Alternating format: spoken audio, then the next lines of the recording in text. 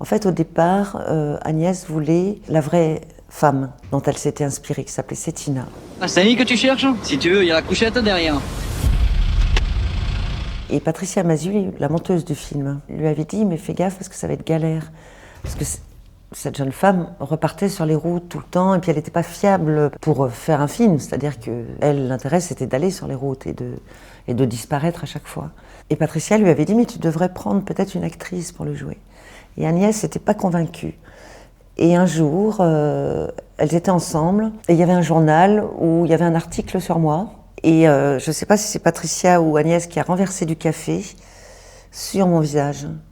Et c'est là où ça s'est déclenché, c'est-à-dire que Varda a compris qu'il était possible de salir une actrice. Moi, ce qui m'a séduite, c'est le fait qu'elle me dise que c'est quelqu'un qui pue, qui dit pas merci. J'aimais bien l'idée de casser tous les codes féminins. Et à l'époque, beaucoup d'actrices étaient choisies pour interpréter le fantasme de l'homme. Et là, c'était pas du tout ça qu'il y avait à jouer. Alors comment je me suis préparée au rôle? Je me suis préparée physiquement surtout. Elle m'a demandé de ne plus me laver les cheveux.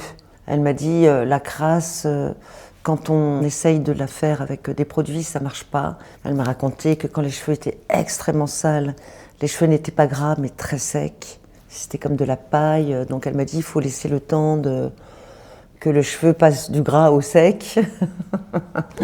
Donc voilà, j'ai commencé à ne plus me laver les cheveux. J'étais blonde, elle m'a demandé, on est allé chez le coiffeur d'ailleurs ensemble pour me foncer les cheveux. J'ai aussi rencontré Cétina, parce que Agnès voulait que je sache monter une tente, savoir faire du feu, donc je suis partie une nuit en camping avec Cétina.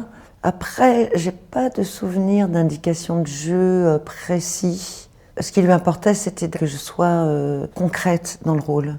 Sans artifice, d'être présente mais sans presque rien faire en fait. C'est-à-dire de savoir tailler une vigne, de bêcher, de faire tout le travail physique en fait.